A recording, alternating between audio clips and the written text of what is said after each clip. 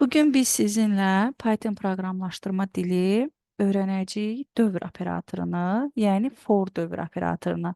Bundan öncəki dərsimizdə sizinlə ilkin anlayışlar öyrəndik, mürəkkəb hesablamalar öyrəndik, sonra məntiqi əlaqələri öyrəndik, hansı ki, deməli, şərt operatorunda, daha sonra tipləri öyrəndik, tiplər üzərində əməlləri öyrəndik, kəsikləri öyrəndik, metodlar və funksiyaların isə hər birini sizinlə öyrənmiş olduq.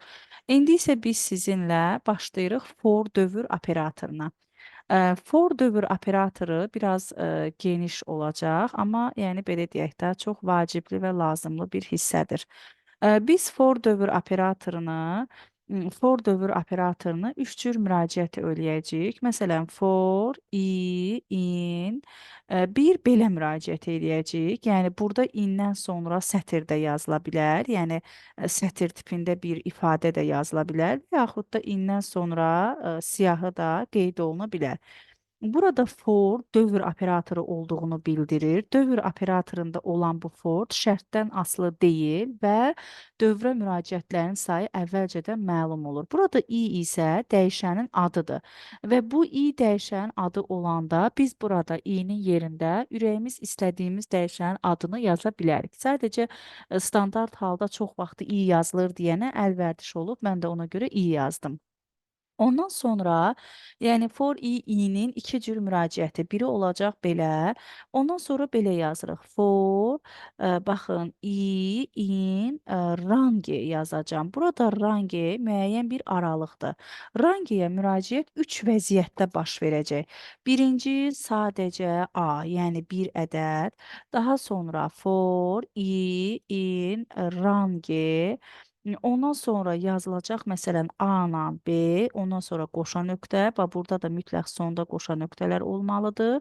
Eyni zamanda burada da for, in, yenə də range yazdım. A, B, C-ni daxil etmiş olarıq. Deməli, baxın, üç cür bu vəziyyətdə daxil olmaları görə biləcəyik. İndi biz burada işlək vəziyyətə gətirmək üçün gəlin birinci diqqət eləyək. Məsələn, for, in yazdım. Baxın, in bircə dəqiqə bunun ölçüsünü biraz böyürdüm ki, 14 yox, məsələn 16 qoyaq ki, böyük şəkildə görə bilərsiniz. For in, ondan sonra yazıram. Baxın,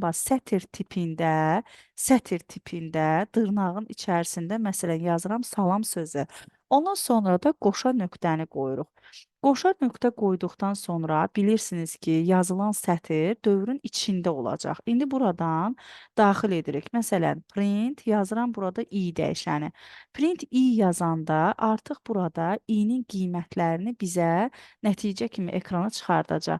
Baxın yoldaşlar, deyir ki, i-nin qiymətləri bax bu sətrin içindədir. O zaman i dəyişəninin qiyməti bir dəfə olacaq dırnaqda s, bir dəfə olacaq dırnaqda a, bir dəfə olacaq dırnaqda l, bir dəfə olacaq dırnaqda a, bir dəfə də olacaq dırnaqda m hərfi. Yəni baxın buradakı simvolların sayı qədər dövrə müraciət olunacaq.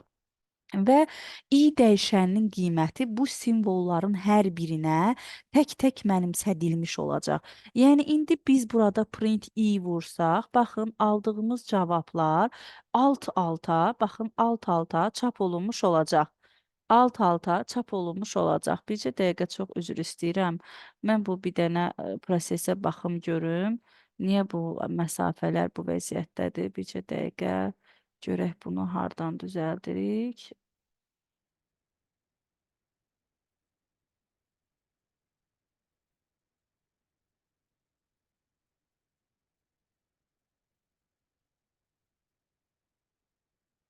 Aha, yenə də çox böyük bir format aldı. Proqram niyə bu rejimə keçdi, onu bilmədim. Bircə dəqiqə səbirli olun. Windows hissəsində bunu görürük, deməli. Burada 2 qoydum, deməli.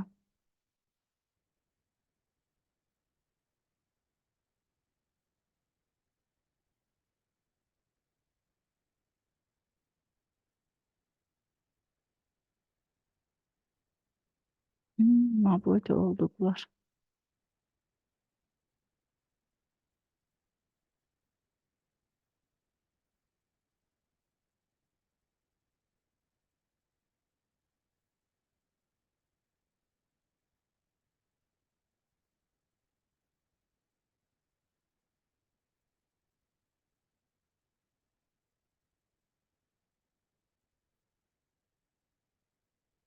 Proqramda yeniləmə gedib, nəyisə bu formatı aktivləşdirib bizim üçün.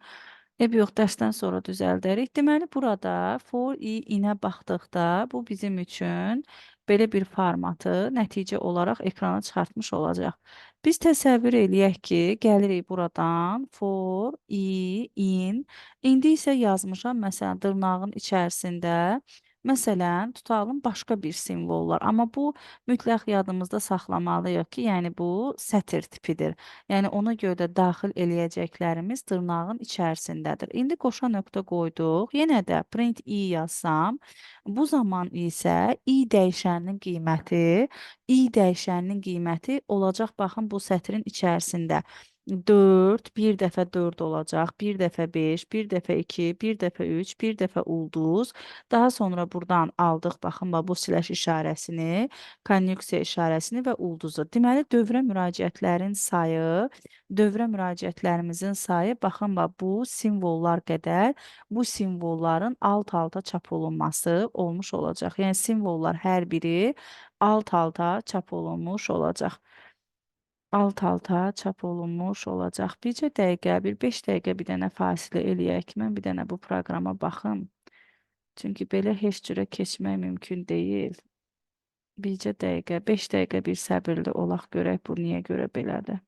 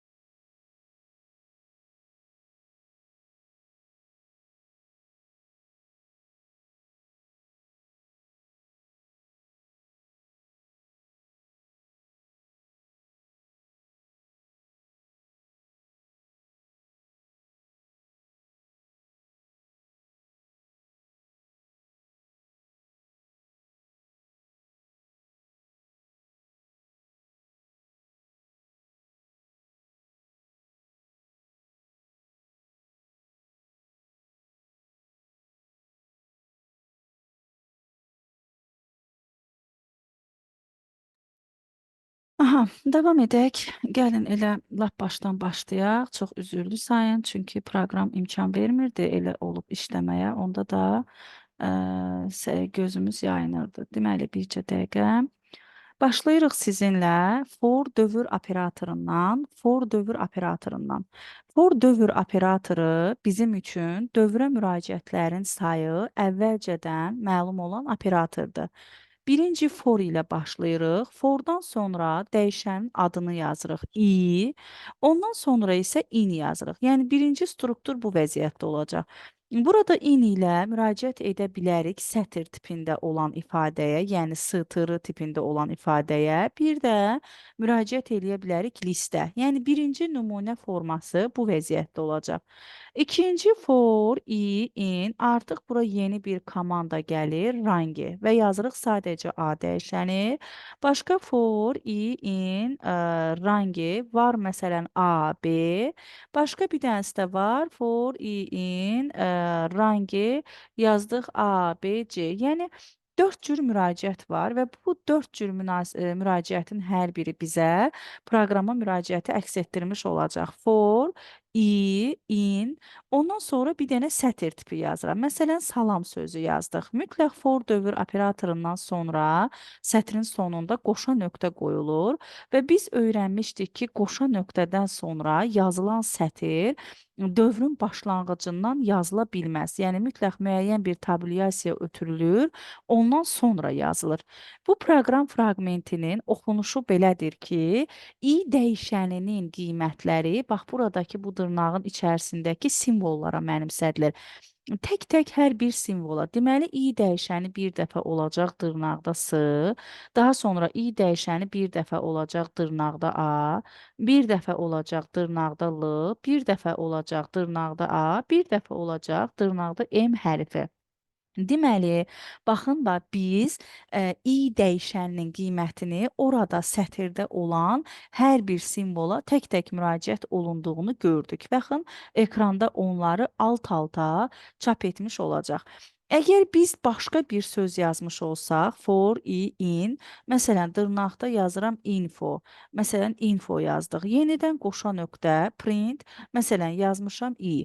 Burada avtomatik yenə də i-ni, n-nı, f-nı, o-nu alt-alta çap etmiş olacaq. Yəni bu vəziyyətdə olanda dəyişən öz qiymətlərini ona mənimsədilmiş sətrin içindəki elementlərdən almış olacaq. Bu dəfə belə yazıram. For, in, ondan sonra yazıram. Məsələn, dırnaqda təsəvvür edək ki, yazmışam mix sözü və qoşa nöqtə. Baxın, mix sözü və qoşa nöqtə. Burada yazıram print, baxın bax, print sadəcə integer tipində bir 2 yazmışam. Bu vaxtı biz, yəni böyük bir panikaya düşməli deyilik. Yenə də misalımızı eyni ardıcıllıqla çap edirik. Baxın, i dəyişəninin qiyməti olacaq dırnaqda m, i dəyişəninin qiyməti olacaq dırnaqda i dəyişəninin qiyməti olacaq dırnaqda q hərfi. Yəni müraciət eləyəcək. İndi baxın, i bərabərdir m-da müraciət eləyəndə bizə deyilir ki, print 2. Nə yaxşı, biz 2-ni çap eləyəcəyik. I bərabərdir i-də müraciət eləyəndə yenə də print 2, 2-ni çap eləyəcəyik. I bərabərdir q-da müraciət eləyəndə yenə də biz 2-ni çap etmiş olacağıq. Deməli, bu vəziyyətdə dövrə müraciətlərin sayı qədər printə müraciət olunur və printin içində nə varsa o çap olunmuş olacaq. Biz ikinci müraciətimizə baxsaq, məsələn, belə bir şey yazıram. For, in, yazıram, baxın, bax, siyahıda, məsələn, 4, 6, 9, bax, belə bir 3, belə bir şey yazmışam. Ondan sonra yazıram ki, print, məsələn, qüvvət 2, belə bir misal yazmışam. Bu zaman i dəyişəninin müraciətlərinə diqqət eləyirəm. I dəyişəninin müraciəti bir dəfə 4 olacaq, bir dəfə 6, bir dəfə 9, daha sonra bir dəfə 3 olacaq, daha sonra bir dəfə yenə də 3 olmuş olacaq. 3 deməli dövrə 5 dəfə müraciət eləyəcək. i bərabərdir 4-ü götürüb birinci addımda müraciət eləyəndə bizə deyir ki, i üstündə 2-ni nəticə kimi ekrana çıxar.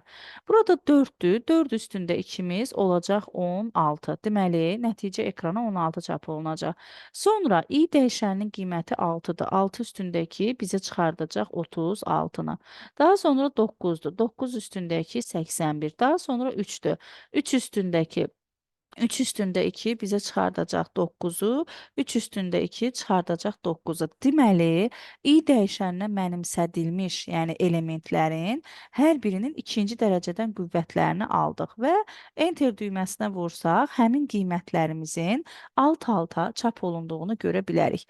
Bəzən isə sualımız belə olur. Məsələn, yazmışam A, məsələn, belə bir ifadə yazmışam. Ondan sonra yazıram ki, for, in, A yazıram. Yəni A siyahısının içindədir i-nin qiymətləri. Və yazıram ki, print A.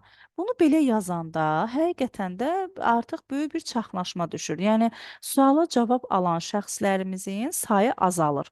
Nə fikirləşirsiniz? Burada sizcə nə çap olunacaq? Nə fikirləşirsiniz? Burada sizcə nə çap olunacaq? Deməli, çat bölməsinə yazaq görək. Burada nə çap olunacaq? Nəyi düşünürük ki, nə çap olunacağını düşünürük. Ekrana nə çıxacaq?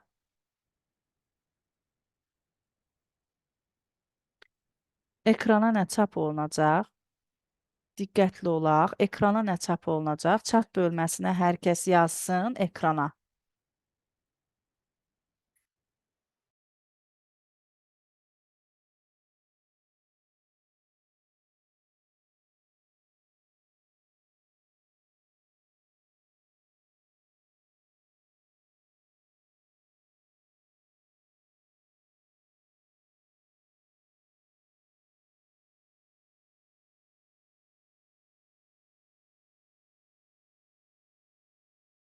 Deməli, doğru alanlarımız da var. 3 dəfə bəli, A siyahısını çap eləyəcək. Baxın yoldaşlar, biz birinci buna baxırıq. For, i, in, a. Deməli, i-nin qiymətləri A-nın içərisindədir.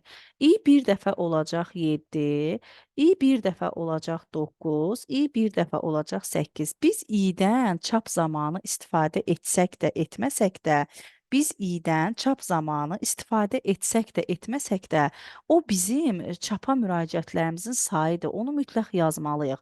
Onda burada i bərabərdir 7-də deyir ki, print A. A da siyahıda 7, 9 və 8-dir. Təzədən burada bir də 7, 9 və 8. 7, 9 və 8. Bax belə. Yəni ona görə 3 dəfə A siyahısının elementləri alt-alta çap olunmuş olacaq. İndi bu proqramımızı biraz da təkmilləşdirək. Yəni proqramımızı biraz da təkmilləşdirək. Gəlirəm fayl menusuna və burada birinci yazıram s bərabərdir 0. Ondan sonra for, i, in yazıram. Baxın, bax dırnaqda salam sözünü. Dırnaqda salam sözünü yazdım. Ondan sonra belə bir şey yazıram. S bərabərdir s plus 1 və ondan sonra da yazıram print s. Burada diqqətli olmaqda fayda var. Gəlin mən sizə bu proqramın necə işləyəcəyi haqqında məlumatları diqqətinizə çatdırım. İndi gəlirik, baxın yoldaşlar. Birinci burada s bərabərdir 0. Bilirik ki, s burada dəyişənin adıdır, düzdürmü? İndi gəlirəm, i bərabərdir. Birinci i-nin qiymətlərini yazıram. i bərabərdir s, i bərabərdir a, sonra i bərabərdir l, i bərabərdir yenidən a, i bərabərdir aldıq m. Bax, belə bir şey aldıq, düzdürmü? İndi burada biz proqram, bax bu bizim dövrdə olan operatorlarımızdır. Bax bu bizim dövrdə olan operatorumuzdur. Dövrə müraciətlərin sayı bitəcək və biz ondan sonra bircə dəfə print s-i icra eləmiş olacağıq. Çünki burada print s, baxın burada print s dövrün başlanğıcındadır. Yəni forun altındadır. Ən sonda bircə dəfə yerinə yetiriləcək. Növbəti, bundan öncəki printlər görürdünüz ki, dövrün içindədir və biz i-nin hər qiymətində çap eləyirdik. Yəni i-nin hər bir qiymətində çapa müraciət eləyirdik. Amma indi o dövrün içində deyil də, yəni ən sonda sadəcə bircə dəfə olduğuna görə biz onu sadəcə və sadəcə ən sonda bir dəfə çap edəcəyik. İndi bizdən i bərabərdir s-da, olacaq s bərabərdir s plus 1. Deməli burada s-in qiyməti 0-dır. 0-ın üzərinə 1 gəldik, oldu 1. Deməli i oldu 1. Növbəti i bərabərdir a-da. Deyir ki, s-in qiymətinin üzərinə 1 gəl. S-in köhnə qiyməti 1-dir. Üzərinə 1 gələndə olacaq 2. Daha sonra i bərabərdir, yazmışıq l hərfi. Yenə 2 üstə 1 gəldik, olacaq 3. Təzədən 3 üstə gəl 1 olacaq 4. 4 üstə gəl 1 olacaq 5. Və biz s dəyişənin ən sonuncu qiymətini 5 aldıq. Deməli, print s nəticə ekrana bir dənə 5 çap olunacaq. Niyə görə bir dənə 5 çap olunacaq? Bir daha təkrarlayıram. Bax, bu vəziyyətdə əgər dövrün başlanğıcında qeyd olunursa, onda yalnız və yalnız ən sonuncu qiymət çap olunacaq. Yenə də eyni cür icra gedir. Sadəcə ən sonuncu aldığı qiyməti çap etmiş olacaq.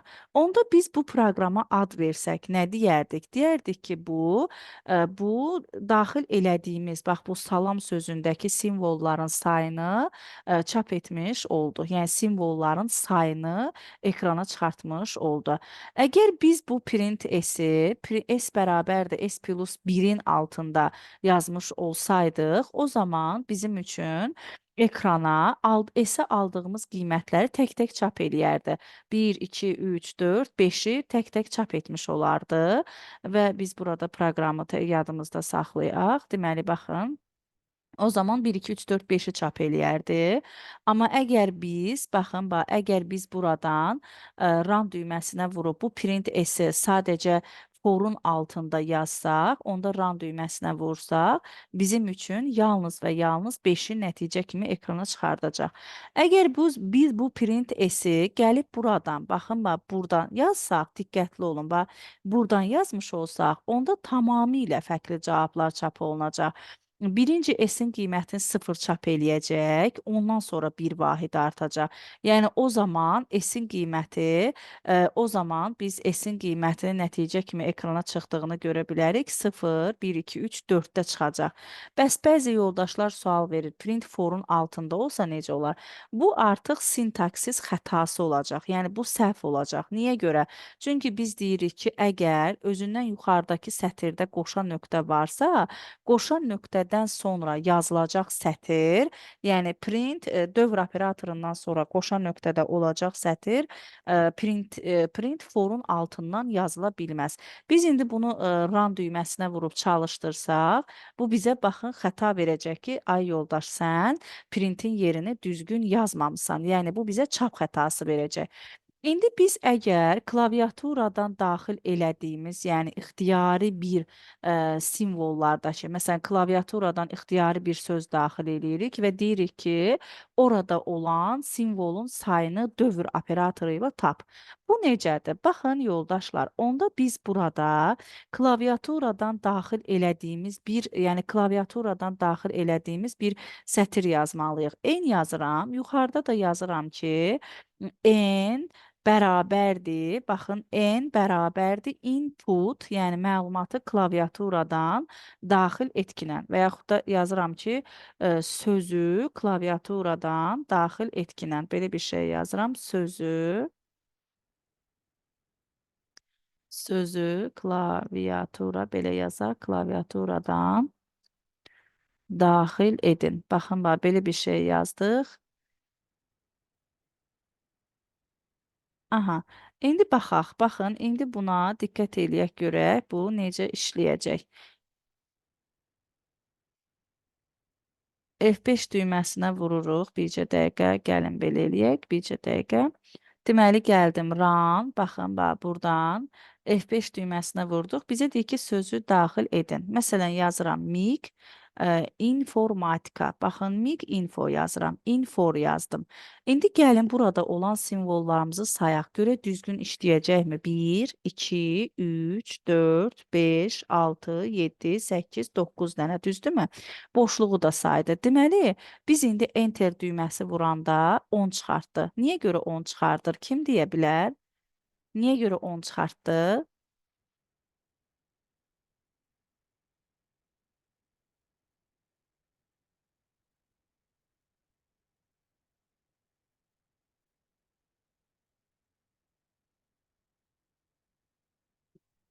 Çünki sözün əvvəlində burada boşluq qoymuşam. Baxın, burada bu boşluq var.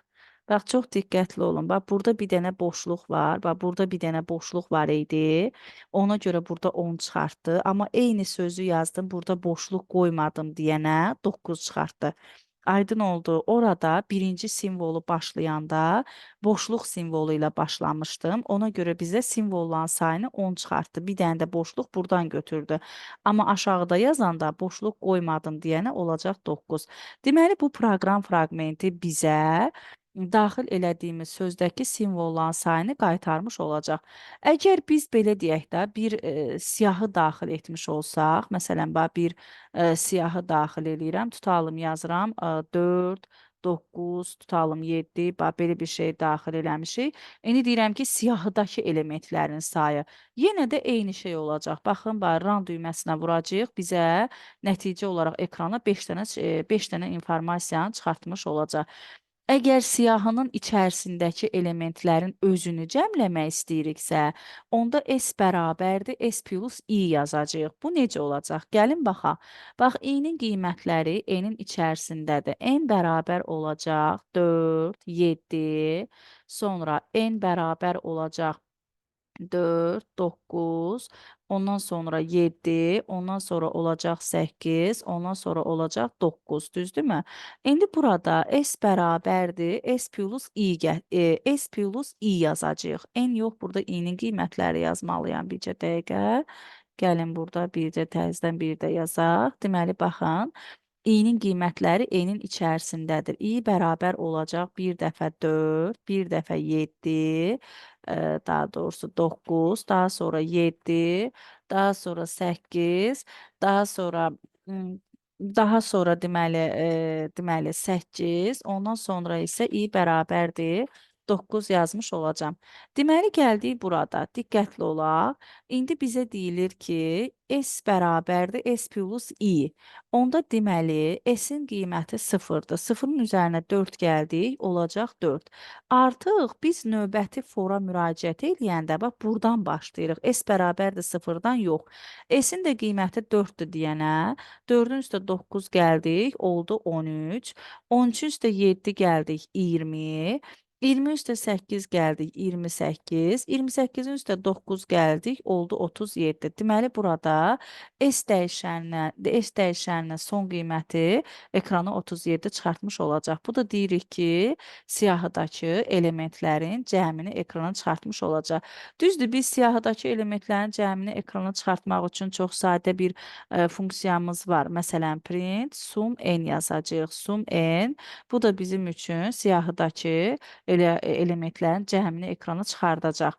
Və yaxud da əgər biz deyirik ki, siyahıdakı elementlərin ədədi ortasını tap, onda biz bir də burada belə yazırıq. Sum n, sonra bölünsün, sum len n-ə vururuq. Yəni, ədədlərin cəminin onların sayına nisbəti bizə verəcək ədədi ortanı. Yəni, belə də yaza bilərik. Sadəcə, əgər bizə sualın şərtində deyirsə ki, dövr operatorlarından istifadə et, onda mütləq bu qaydaya müraciət edə bilərik. Sonuncu bir informasiyanı da diqqətinizə çatdırım. Məsələn, S bərabərdir yazmışam. Baxın, belə bir boş sətr. Average yoxdur burada. Python proqramlaşdırma dili average-ni tanımır. Yəni, ona görə də biz onu yaza bilmirik. Yəni, elə bir funksiya yoxdur burada.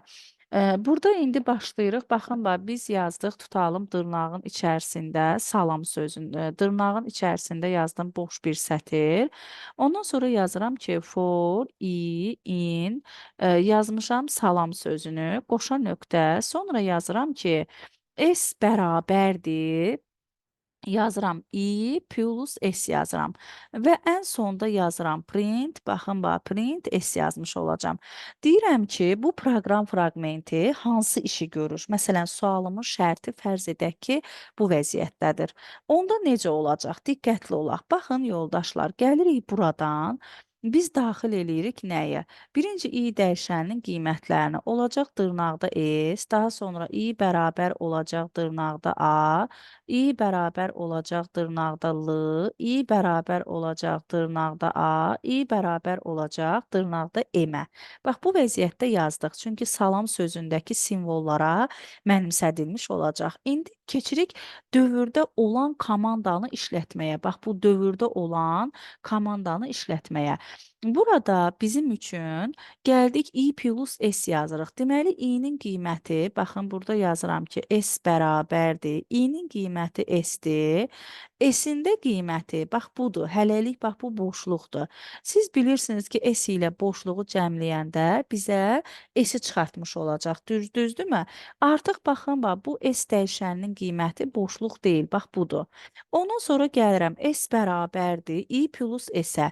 İ-nin qiyməti dırnaqda A-dır, S-in də son qiyməti dırnaqda S-dir. Olacaq deməli dırnaqda AS. Deməli artıq S-in son qiyməti olacaq bu. Təzədən bir də gedirəm. S bərabərdir dırnaqda L üstə gəlinsin dırnaqda AS. Olacaq bizim üçün las sözü. Artıq S-in son qiyməti bu olacaq. Növbəti S bərabərdir dırnaqda A üstə gəlinsin las sözü olacaq. Deməli olacaq A las sözü. Növbəti isə dırnaqda M üstə gəlinsin A las sözü olacaq. Deməli burada çap eləyəcəyik malas sözünü. Deməli indi mən burada biz dedik ki, əgər print forun altında, yəni bax bu vəziyyətdə yazılırsa, onda S dəyişəni aldığı ən sonuncu qiyməti çap eləyəcək. Burada aldığımız ən sonuncu qiymət malas sözüdür. Deməli, daxil elədiyimiz sözü tərsinə yazan proqram fraqmenti. Bax, bu vəziyyətdə də ifadə edə bilərik. Tərsinə yazması üçün fordan müraciət edib belə yaza bilərik. İndi burada əgər siz bunu klaviaturadan daxil olunan bütün simvollar üçün, yəni klaviaturadan daxil olunan bütün sözlər üçün bu proqramı qurmaq istəyiriksə, onda belə yazırıq. N bərabərdir input, sözü, yəni klaviaturadan daxil edin, yazırıq sözü daxil edin. Belə bir anlayış yazdıq. Qoşa nöqtə. Ondan sonra biz belə bir informasiya gəldik. Burada da n yazırıq. Çünki deyirik ki, burada for i in n, yəni n sətrinə mənimsətdiyimiz sözün içərisindədir. Sözü daxil edin. Yazıram məktəb sözünü. Biz məktəb sözünü yazırıq. Məktəb və enter düyməsinə vuranda bətəkəm sözü çap olunmuş olacaq. Başqa bir ifadə üçün də yoxlaya bilərik. Buradan run düyməsinə vurduq. Sözü daxil edin. Məsələn, yazmışam ki, məsələn, Azərbaycan. Belə bir şey yazmışam. Deməli, Azərbaycan. Belə bir şey yazmışam. Baxın, bu vəziyyətdə çap etmiş olacaq. Deməli, bu proqram fraqmenti daxil etdiyimiz sözü tərsinə yazmaq üçün nəzərdə tutulub. Aydındırmı? Başa düşdükmü? Hər hansısa bir problem varsa suallarınızı verin. Daha sonra davam edək növbəti anlayışımız ilə. Biz indi for i indi range anlayışını öyrənirik. Range müəyyən bir aralıq deməkdir, müəyyən bir mövqe deməkdir. Baxın, mən burada yazıram, tutalım bir dənə 4 və mötərizəni bağlayıram, qoşa nöqtə. Ondan sonra yazıram print, tutalım ki, i plus 5. Məsələn, belə bir anlayış yazdım. İndi biz burada çap eləmə düyməsinə vursaq, nəticələrimiz ekrana bu vəziyyətdə çap olunacaq. Əgər for i in range bura bir qiymət yazılıbsa, onda bu 4 olur son qiymət və 0-dan 4-ə qədər, baxın 0-dan 4-ə qədər qiymətlər almış olacaq. Yəni bir dənə 4 yazılıbsa, bir dənə ədəd yazılıbsa, 0-dan başlayaraq deməli 4-ə qədər həmin elementlər onun müraciət etdiyi elementlər olacaq. Yəni i olacaq 0, 1, 2, 3. Yəni dövrə 4 dəfə müraciət olunacaq. İ-nin ilk qiyməti 0 olacaq, son qiyməti isə 3 olmuş olacaq. İndi burada yazırıq. Baxın, i plus 5, 0-ın üstə 5 gəldik, 5-i çap elədik. 1-in üstə 5 gəldik, 6-nı çap elədik. 2-nin üstə 5 gəldik, 7-ni çap elədik. 3-ün üstə 5 gəldik, 8. Deməli, alt-alta çap olunmağını görə bilərik. Deməli, burada biz sizinlə doğru cavab aldıq. 5, 6, 7, 8. Niyə görə? Bax, əgər printin print yəni dövrün içərisində yazılıbsa, onda dəyişənin bütün qiymətlərində printə müraciət edirik deməkdir.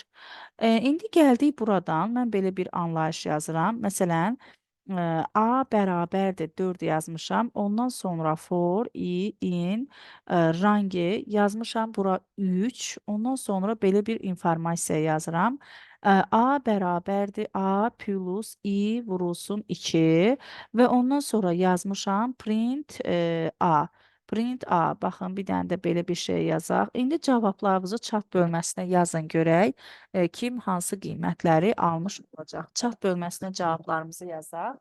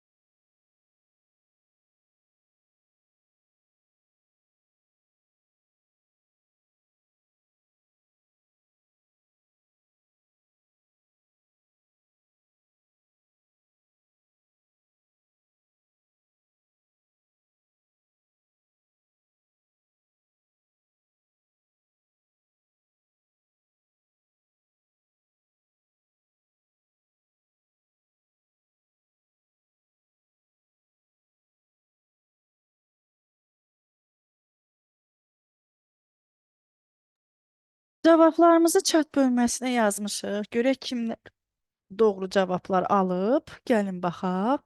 Ay maşallah. 4, 6, 10. Əla. 4, 6, 10 alanlarımız əjdahasınız. Maşallah. Qəşəng deməli. Məni dinləyirsiniz. Davam edək o zaman. İzah eləyirəm. Enin qiymətləri 0, 1 və 2 olacaq. Yəni 3 olmayacaq da, i-nin qiymətləri 0, 1, 2 olacaq. Heç vaxtı burada yazılan ədədi ala bilmir. İndi gəlirik. I bərabərdir 0-da, A bərabərdir 4 plus i-nin 2-yə vurulması, 0-ın 2-yə vurulması olacaq 0, 4-ün 2-yə bölünməsindən alınan qalığımız da olacaq 0. Deməli, A dəyişəninin qiyməti olacaq 4 və 4 çap olunacaq. I bərabərdir 1-də, yenə də A. Artıq A dəyişəninin buradakı 4-ü götürəcəm. 1-i vururuq 2-yə, alırıq deməli 2. Üstə gəlinsin. 4-ün 2-yə bölünməsindən alınan qalıq olacaq 0. Deməli A-nın qiyməti olacaq 6. 6 çap olunacaq. A bərabərdir 2-də 6 plus, yəni A dəyişəninin qiyməti 6 olacaq. 2 vurulsun 2. Üstə gəlinsin. 6-nın 2-yə bölünməsindən alınan qalıq olacaq 0.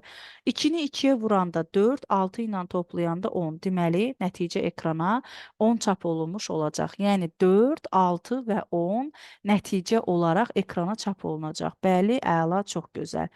İndi davam eləyək növbəti ifadəmizlə. For, i, in, rangi. Bu dəfə 2 qiymət yazıram. Məsələn, 4,8 yazmışam.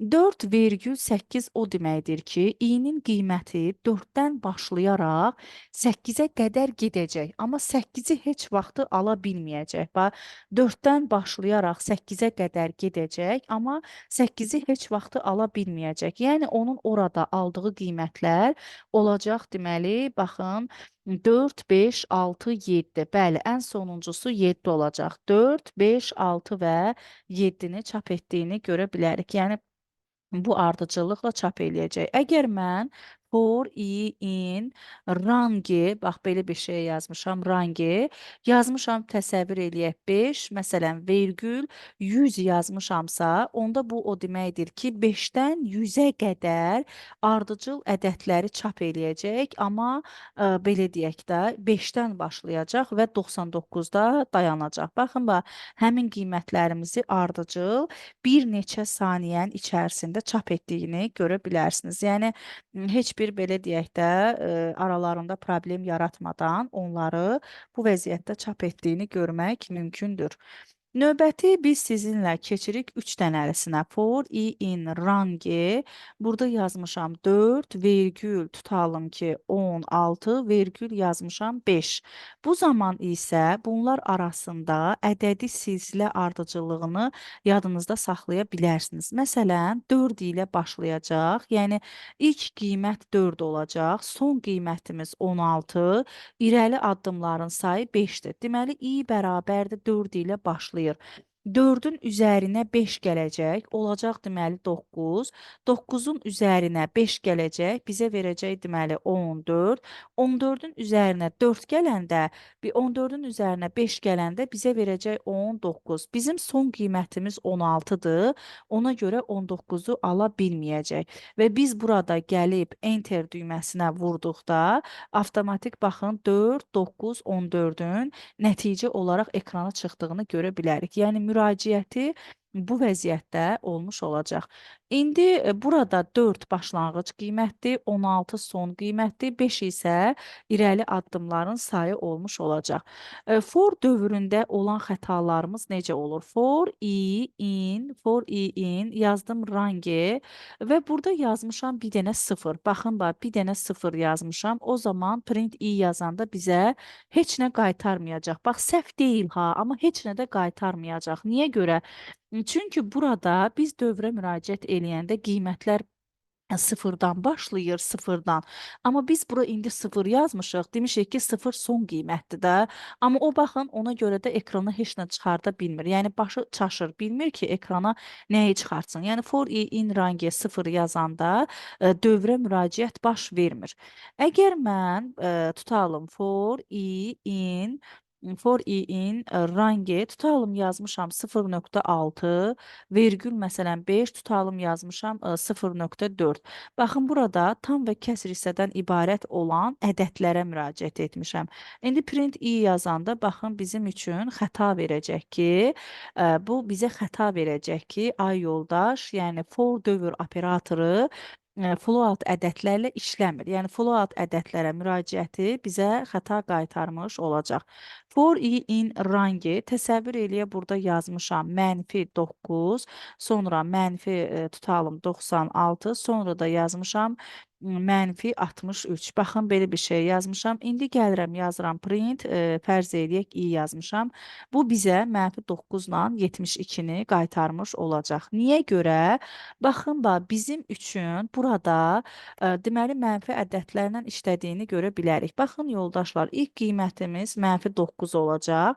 İkinci qiyməti almaq üçün biz -9 üstə gəlinsin -63 yazırıq.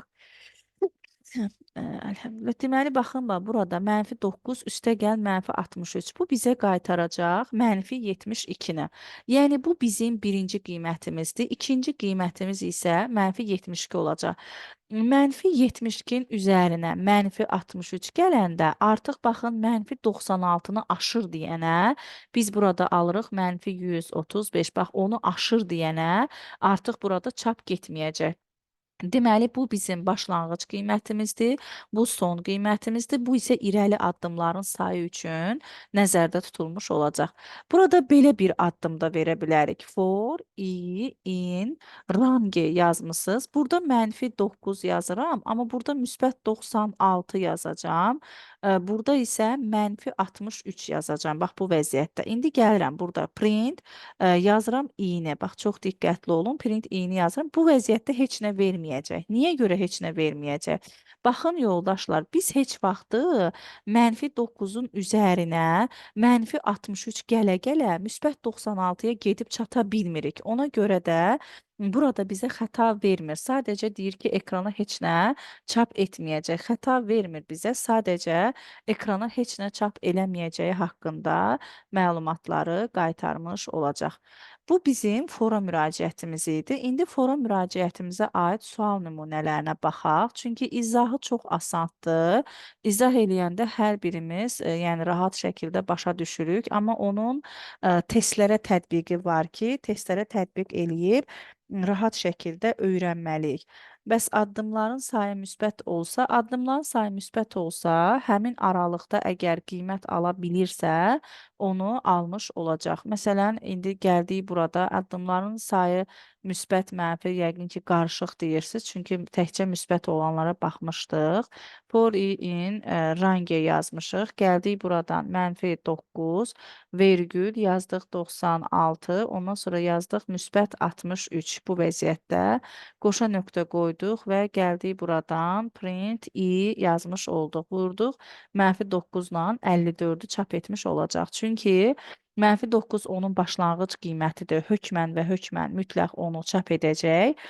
I isə 63 isə onun irəli addımların sayıdır. -9-un üzərinə 63 gələndə bizə qaytaracaq müsbət, deməli 54-ü.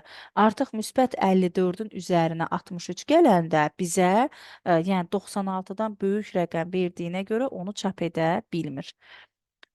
Deməli, gəlin yazaq bunu. Deməli, for, i, in, range yazdıq. Əgər həmin aralıqda qiymət ala bilirsə, -9, sonra yazaq -92, -92, ondan sonra yazdıq 63 bu vəziyyətdə deyirsiniz yəqin ki. Gəldik burada yazdıq print i-mizi. Print i yazanda bizə heç nə çıxarda bilməyəcək. Niyə görə? Çünki -9-un üzərinə 63 gələndə alır 54. Amma 54 müsbət ədəddir. Bizim istiqamətimiz isə -92 tərəfdir. Yəni biz -92-yə gəlib heç vaxt çata bilməyəcəyimizə görə bizə baxın belə bir heç nə çıxartmış olacaq. Yəni xəta deyil ha, sadəcə heç nəni ekrana çıxartmış olacaq. Aydındırmı? Başa düşdükmü? Gəlin buna aid bir neçə sual nümunəsinə baxaq. Ondan sonra isə for içində forları keçək. Y bərabərdir 3. Siz cavablarınızı yazarsınız. X bərabərdir 4. Ondan sonra yazıram for i in. For i in yazmışam burada range. Rangedən sonra qiymətlərimiz 2, vergül 10, vergül 4 yazdıq və qoşa nöqtə. Ondan sonra S bərabərdir. S bərabərdir S plus X plus Y plus I. Belə bir şey yazmışıq. Buradan da S bərabərdir 0 yazaq. Böyle bir şey yazmışıq və gəlirik buradan print S-i istəyirəm. Print S-i. Print S istəyirik. S bərabərdir S plus 2. Belə bir şey. Yazaq görək cavablarımız nə olacaq?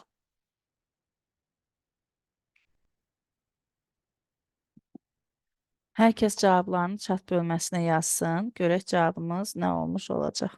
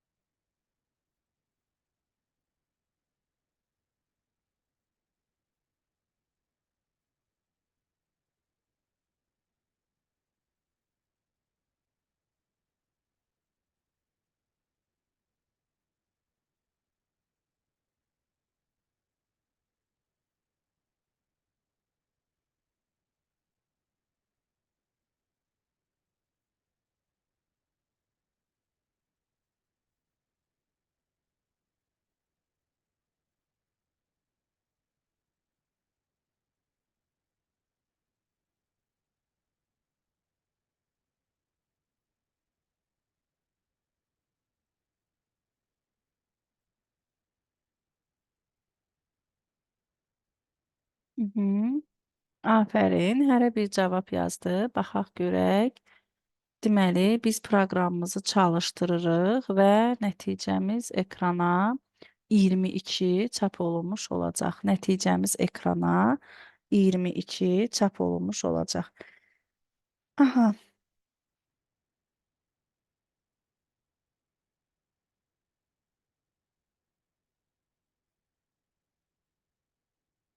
Gəlin izahını verək görək bu hardan alındı və necə olundu. Birinci biz i dəyişəninin qiymətlərini yazırıq 2.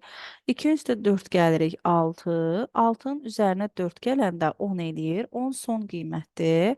Biz onu çap edə bilməyəcəyik. İndi gəlirik S bərabərdir S plus. S-in qiyməti 0-dır. Plus burada yazırıq X. X-in qiyməti 4-dür. Plus Y. Y-in qiyməti 3-dür. Plus I. I-nin qiyməti də 2 olmuş olacaq. 4-ün üstə 3 gəlirik 7. 7-nin üstə 2 gəldik aldıq 9-u. Da S dəyişəninin qiyməti 0 deyil. S bərabərdir 9 plus X ilə Y öz qiymətini heç harda dəyişmədi. 3 plus 4 plus I dəyişəninin qiyməti 6. Bu da bizə qaytaracaq 22. Print S burada dövrün başlanğıcında olduğuna görə S-in son qiymətini çap etmiş olacaq. 22-ni çap eləyəcək. 22-ni çap elədikdən sonra S bərabərdir S plus 2. Yəni S bərabərdir 24 olacaq. Amma bu 24-ün yəni çapından söhbət getmir də. Yəni heç harda çap olunmur. Sadəcə və sadəcə yəni S bərabərdir 24 alıb dayanmış olacaq. Aydın oldu mu? Növbəti bir nümunəmizə baxaq. Deməli, əslində təkcə forlara aid sual nümunələrimiz biraz azlıq təşkil eləyir, amma yəni, gəlin başqa bir sual nümunəmizə də baxaq. Məsələn, x bərabərdir 2 yazmışıq. Ondan sonra belə bir şey yazıram. For i in range yazdıq. Ondan sonra range yazandan sonra 2, sonra yazdıq deməli 7, daha sonra 2-ni yazmış olduq. Ondan sonra x bərabərdir x plus 2 yazdıq və gəlirəm burada print x plus i-ni daxil etmiş olacağam. X plus i. İndi baxaq görək burada cavabımız nə olacaq. sizdən istəyirəm. X bərabər X plus i-nin nəticə olaraq qiymətini bizə cavab olaraq çıxardım.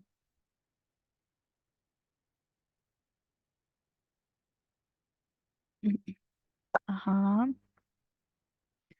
Niyə boşluq? Yəni boşluq axı.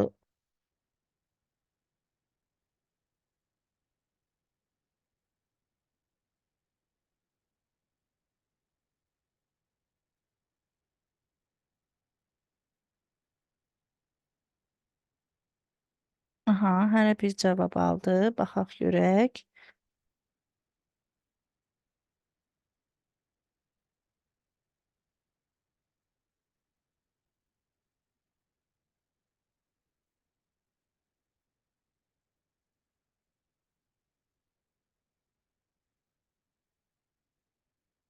Aha.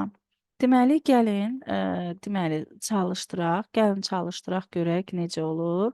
Deməli burada run düyməsinə vurduq. Proqramımız nəticə olaraq ekrana bir qiymət çap olunacaq. O da 14 olacaq. Bir qiymət çap olunacaq və 14 olacaq. Bunu burada görmək mümkündür. Baxın 14 olacaq. İndi diqqətli olaq. Görək bu necə olur. Baxın yoldaşlar. Birinci i dəyişəninin qiymətini yazıram. 2.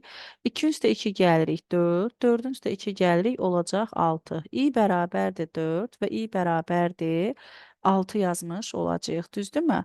İndi gəlirik. Baxın x bərabər olacaq x plus 2-yə.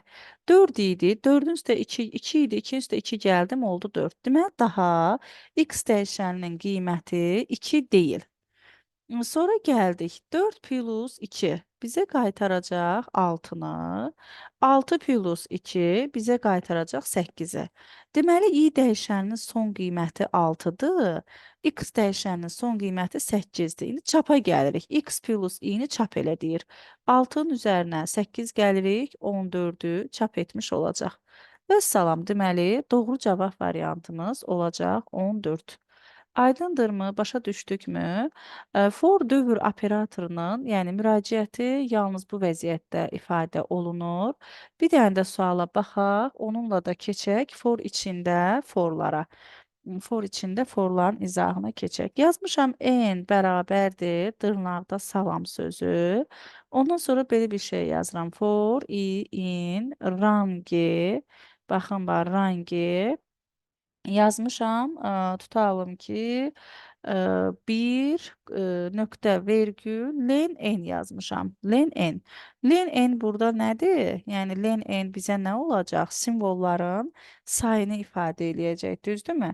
İndi gəlirəm burada da yazıram. I bərabərdir. I plus bərabərdir i. Belə bir şey yazmışam və deyirəm ki, print i-ni çap elə.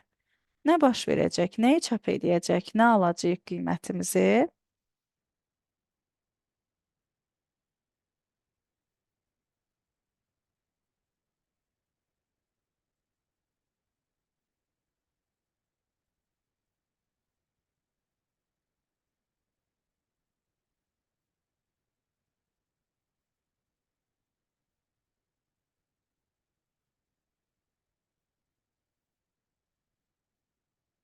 Ha.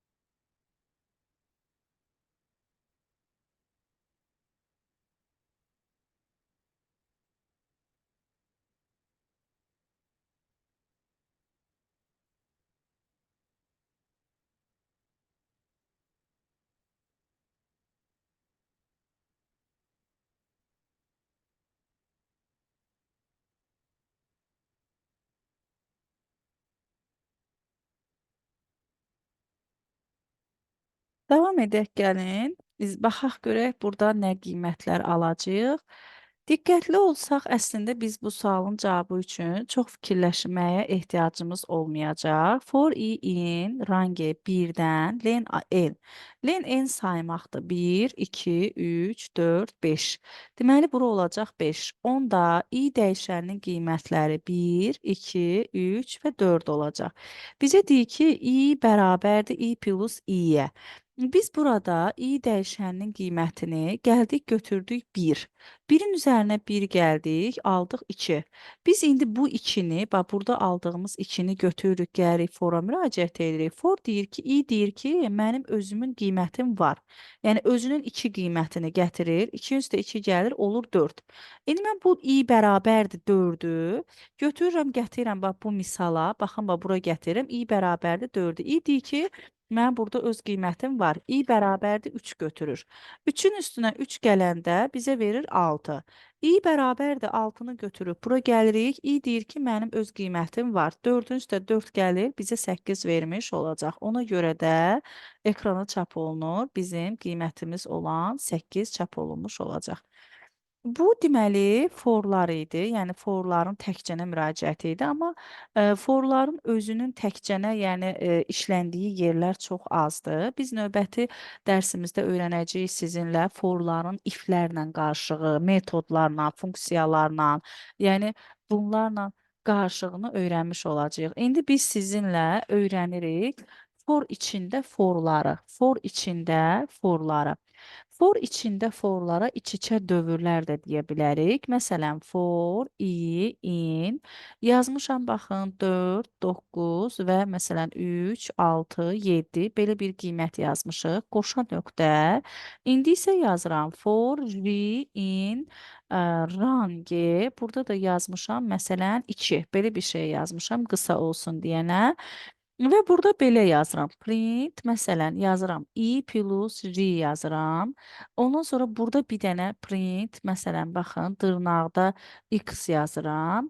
Burada da bir dənə print, dırnaqda y yazıram.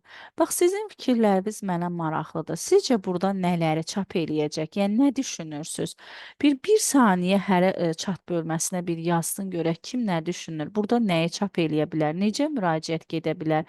Bu necə görünüşlü bir misaldır? Nə düşünürsünüz bu haqda?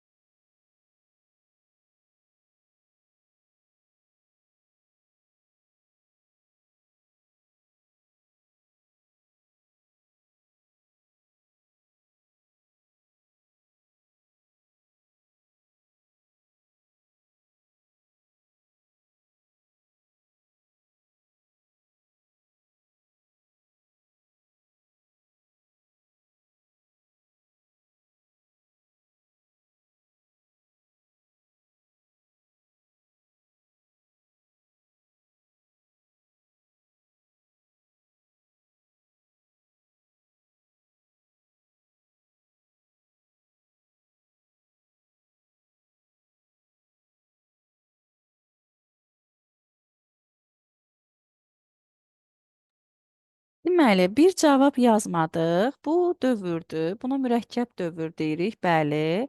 Yuxarıdakı dövrün hər bir qiymətində aşağıdakı dövrün bütün qiymətləri icra olunur. Gəlin baxaq. Baxın bax. Birinci, bax bu tip misalda panikaya düşməyə ehtiyac yoxdur. Çox səbir ilə birinci i-nin qiymətlərini yazırıq. i bərabərdir 4, i bərabərdir 9, i bərabərdir 3, i bərabərdir 6, i bərabərdir 7 yazdıq. Düzdürmü? İndi gəlirik burada i-nin qiymətlərini yazandan sonra gəlirsiz j-nin qiymətlərini yazırsınız. J-nin qiymətləri 2 yazıldığına görə necə olacaqdı? J bərabər olacaq bizim üçün 0, J bərabər olacaq 1. Yəni 1 0 olacaq, bir dənə də 1 qiymətini almış olacaq. Bax burada i-nin bir qiymətində j-nin bütün qiymətləri istifadə olunacaq. Bunu necə başa düşürsüz? Yəni i bərabərdir 4-də, j bərabər olacaq 0-a. Təzədən yenə i bərabər olacaq 4-də, j bərabər olacaq 1-ə. Baxın, j bərabər olacaq 1-ə. Ondan sonra bu qurtardı. Da i-nin 4 qiymətində j-nin 2 qiymətinə də müraciət elədik. İndi keçirik. I bərabərdir 9-da, j bərabər olacaq 0-a. I bərabərdir 9-da, j bərabər olacaq 1-ə. Artıq yenə də i-nin qiymətləri qurtardı. İndi gəlirəm burada. I bərabər olacaq 3-ə, j bərabər olacaq 0-a. I bərabər olacaq 3-ə, j bərabər olacaq 1-ə. Yenə də i bərabər olacaq 6-ya, j bərabər olacaq 0-a. I bərabər olacaq 6-ya, j bərabər olacaq 1-ə. I bərabər olacaq 7-yə, j bərabər olacaq 0-a, i bərabər olacaq 7-yə, j isə bərabər olacaq 1-ə. Deməli, ardıcıl qiymətlərimiz bu vəziyyətdə çap olunacaq. İndi baxaq görək burada bəs hesablama necə gedəcək? Bizə baxın, bax burada i plus 1-i verir. Diqqətli olun. I plus 1-i verir. İndi gəlirəm. J-nin qiymətlərinin sayı qədər i plus j icra olunacaq. 4-ün üzərinə gəldim 0, 4 çap olunacaq. 4-ün üzərinə gəldim 1, 5 çap olunacaq. Ondan sonra j-nin qiymətləri qurtarır və print x bir dəfə icra olunur. Bax, print x bir dəfə dırnaqda yazılan ifadə dırnaqsız icra olunur. Ondan sonra keçirik. 9 üstəgəl 0, 9-u çap eləyəcək. 9 üstəgəl 1, 10-u çap eləyəcək. Yenə də j-nin qiymətlərinin sonunda həmin o dövr operatorunun x-ını çap etmiş olacaq. 3 plus 0, 3-ü çap eləyəcək. 3 plus 1, 4-ü çap eləyəcək. Yenə də, baxın burada bircə dəfə x-ı çap etmiş olacaq.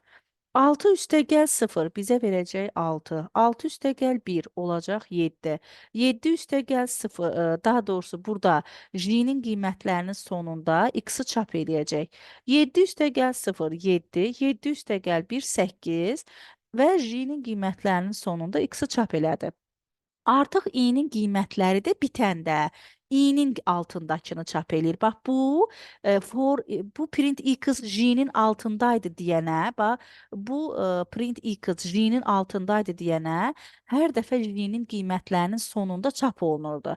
İndi bu da bax bu y-də i-nin qiymətinin altındadır deyənə i-nin qiymətlərinin ən sonunda çap olunacaq. Bu da i-nin qiymətinin ən sonuncusu 7 idi. Deməli burada da gəlib y-i çap etmiş olacağıq. İndi biz run düyməsinə vururuq ki, görək proqram fraqmentimizi çalışdıraq. Gəlirik run düyməsinə vuraq görək aldığımız ilə buradakılarla doğrudurmu? 4, 5, x, ən sonda isə x, y almış olacağıq.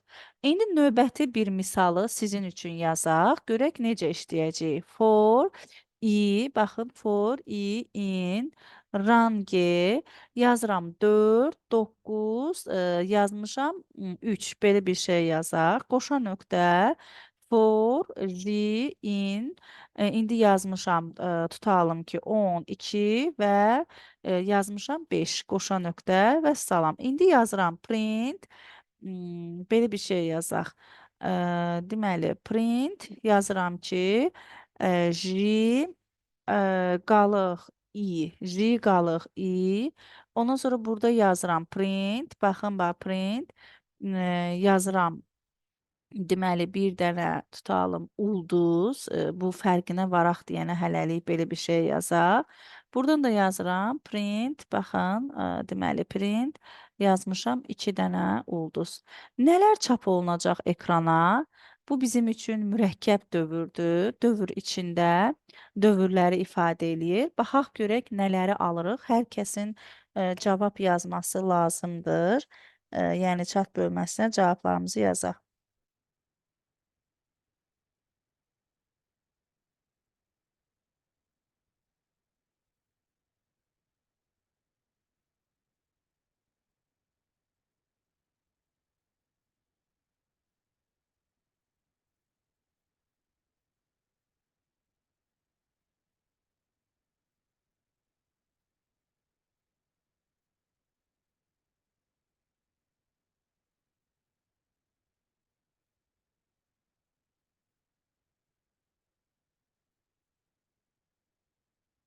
Cavablarınızı chat bölməsinə yazın.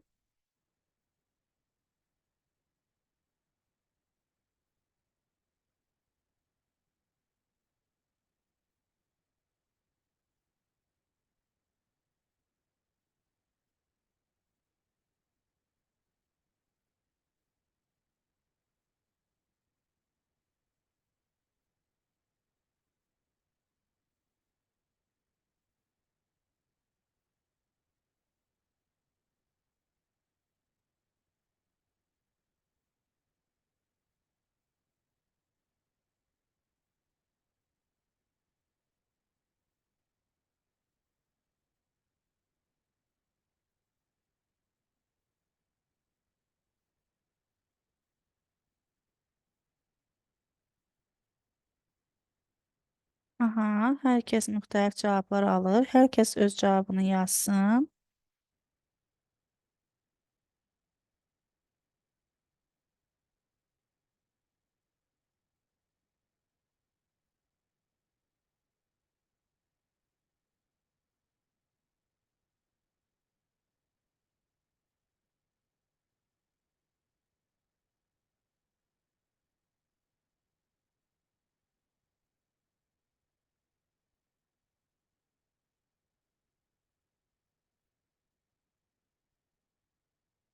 Deməli, proqramımızı çalışdıraq görək nələri alırıq.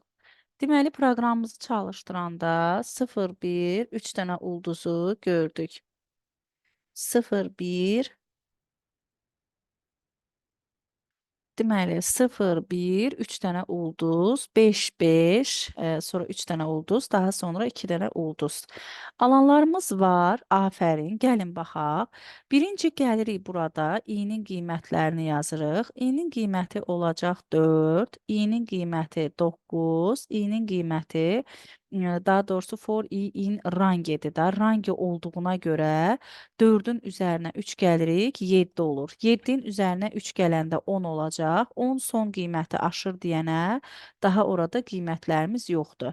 J-nin qiyməti isə olacaq 12, J-nin qiyməti isə olacaq 5. İndi bunu qruplaşdırma qaydasına görə qruplaşdırırıq. Deməli, i bərabərdir 4-də, J bərabər olacaq 12-yə. I bərabərdir 4-də, J bərabər olacaq 5-ə. I bərabərdir 7-də, J bərabər olacaq 12-yə. I bərabərdir 7-də, J bərabər olacaq 5-ə. Deməli, qiymətlərimizi gördük. İndi çapa baxırıq. Deyir ki, baxın, J-nin i-yə bölünməsindən alınan qalıq. Birinci gəldik burada, baxın, birinci gəldik burada 12-nin 4-ə bölünməsindən alınan qalığımız olacaq 0. Yəni, baxın, 12-nin 4-ə bölünməsindən alınan qalığımız olacaq 0. 0-ı çap elədik. Sonra 5-in 4-ə bölünməsindən alınan qalığımız olacaq 1. Və i dəyişəninin son j dəyişəninin son qiymətini işlətdik deyənə 3 ulduzumuzu burada çap etdik. Ondan sonra 12-nin 7-yə bölünməsindən alınan qalıq 5, 5-in 7-yə bölünməsindən alınan qalıq 5. Yenə də gəlirik burada 2 ulduzumuz, 3 ulduzumuzu çap elədik və i dəyişəninin də son qiyməti oldu deyənə 2 ulduzun da çapını burada görmüş olduq. Deməli, baxın, bu vəziyyətdə çap gedəcəyini görmək mümkündür. Daha sonra biz sizinlə davam edək. 3 dənəlisinə də baxaq. Gəlin bunun.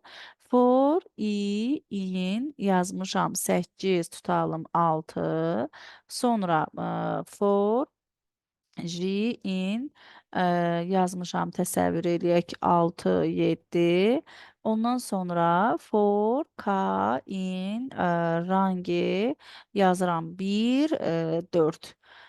İndi burada yazıram print. Bax, çox-çox diqqətli olun burada. I plus J plus K. Belə bir şey yazdım. Fərqləndirə bilək deyənə burada yazıram. Dırnaqda K, bax K.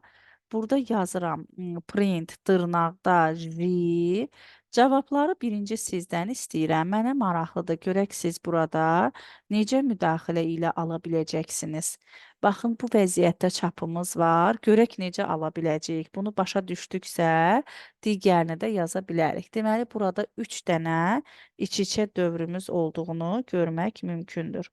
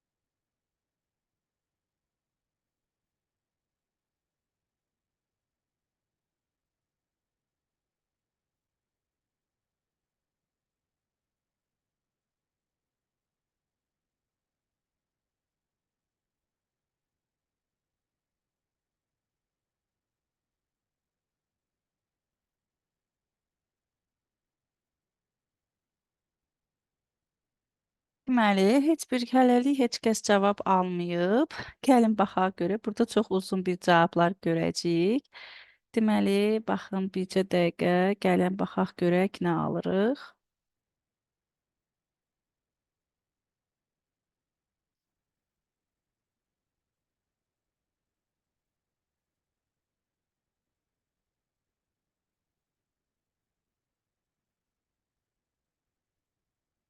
Deməli, gəldik burada. Birinci i dəyişəninin qiymətini yazdıq. 8, düzdürmü? Ondan sonra i bərabərdir 6 yazdıq.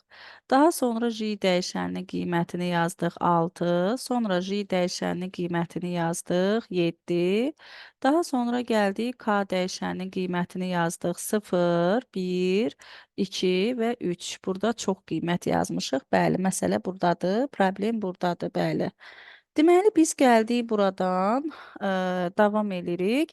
Deməli, baxın, i-nin bir qiymətini götürürük, düzdürmü? J-nin bir qiymətini, k-nın da bir qiymətini. Eyni zamanda i8, j6, k0 olanda hə, k-nın qiyməti 1-dən başlayır. Ora 1 yazmışıq. Bircə dəqiqə düz deyirsiniz. K-nın qiyməti 1-dən başlayır. 1, sonra yazırıq 2 və 3. Eyni zamanda k bərabərdir 1 yazırıq. K bərabərdir 2, k bərabərdir 3 yazdıq. Düzdürmü? Burada artıq i-nin qiymətləri, baxın bax, i-nin qiymətlərini yazdıq. Ondan sonra bax J-nin bir qiymətinin sonu oldu da, baxın, J-nin bir qiyməti istifadə olundu, bitdi, qurtardı. Ona görə də burada K öz qiymətlərini, bax diqqətli olun, K öz qiymətlərini bir dəfə işlətdi, düzdürmü? Ona görə də, bax burada bunun sonunda K çap olunacaq. Bax bu çap olunacaq. Çünki K öz qiymətlərini bir dəfə işlətdi, qurtardı, düzdürmü? İndi keçirəm ikinciyə. Yenə də i bərabərdir 8, j bərabər olacaq 7-yə. Ondan sonra yenə də k bərabərdir 1 olacaq, k bərabərdir 2, k bərabərdir 3 olacaq. Ondan sonra baxın, həm burada diqqətli olun, həm k dəyişəni öz qiymətlərini çap eləyəcək, k-nın sonu olacaq, həm də j qiyməti. Ona görə də burada bir dənə də j-ni yazmış olacağıq. Daha sonra bir də gedirik. Baxın, indi gedirik. I bərabərdir 6. I bərabərdir 6 olacaq. Yenə də J bərabərdir 6. K bərabər olacaq 1, 2, 3-ə. Təzədən yenidən buradan baxın K-nın qiymətlərinin sonu oldu deyənə K mütləq çap olunacaq burada.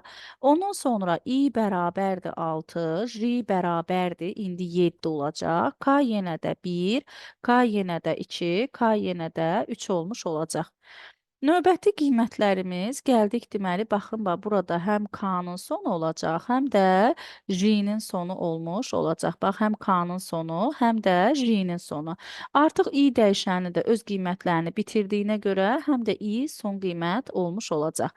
İndi görək burada nələri çap olunacaq və kimlər doğru qiymət alıbdır. I plus J plus K. Burada aydın məsələdir ki, 8-in üstünə 6, 10 da üstünə olacaq 14. 8-in üstünə 6, 10 üzərinə 2 gələcək, olacaq 16. 8-in üstünə 6, 10 üzərinə 3 olacaq 17. 14, 16, 17 və K çapı olunacaq. Ondan sonra 8, 7, 1 olacaq 16. 8, 7, 2 olacaq 17. Sonra 8, 7, 3 isə olacaq 18 və K-la J alt-alta çap olunmuş olacaq. 6-nın üstünə 6 gəldik, üstünə də 1 gəldik, 13-ü çap eləyəcək. 6-nın üstə 6 gəldik, 10 üzərinə 2 gəldik, 14-ü çap eləyəcək. Hardadır 15? 16, 17, 18 aldıq. Burada 13, 14 aldıq. Deməli, burada 15 olacaq, düzdür. Burada 15 ilə başlayır, düzdür. Birinci 15 olacaq, doğrudur. Sonra 6, 6, 3 olanda burada 13, 14, aldıq 15, ardınca K-nı çap eləyəcəyik. 6, 7, 13, üstünə 1 gəlirik, deməli 14-ü çap eləyəcək. 6, 7, 2 olanda 15-i çap eləyəcək. 6, 7, 3 olanda 16-nı çap etmiş olacaq. Ondan sonra K, J, I-ni çap etmiş olacaq. Deməli, bu vəziyyətdə qiymətlərimiz çap olunacaq. Biz bugün sizinlə həm for içində forları öyrəndik, həm də for içində J-ləri, for içində i-ləri, J-ləri, yəni mürəkkəb dövrləri öyrəndik, həm də sadə dövrümüzü. Növbəti dəfəki dərsimizdə biz sizinlə forun siyahılarla işlənməsi, forun if ilə işlənməsi, forun metodlar və funksiyalarla işlənməsinə aid olan tapşırıqlarımıza keçid etmiş olacağıq. Ona görə də bu dərsi dönə-dönə təkrarlamaq lazımdır, dönə-dönə işləmək lazımdır ki, problem yaşamayaq. Bundan öncəki dərsimizdə ev tapşırığı nə vermişdik? Bundan öncəki dərsimizdə biz sizə ev tapşırığı hardan vermişdik? Bircə dəqiqə ev tapşırıqlarına baxım. Aha, deməli, ev tapşırığı informatika bələdçidən siyahılar Koderadan 12.4-ü vermişdik. Bugün Koderadan test vermirəm. Bugün informatika bələdçidən, yalnız və yalnız şərt operatorlarına.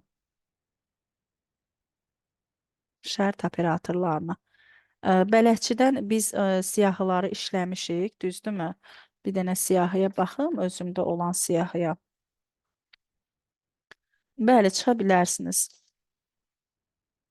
Ev tapşırığı, bəli, bir dənə şərt operatorları olacaq. Başqa heç nə vermirəm. Bələdçidən bir dənə şərt operatorlarını, başqa heç nə vermirəm.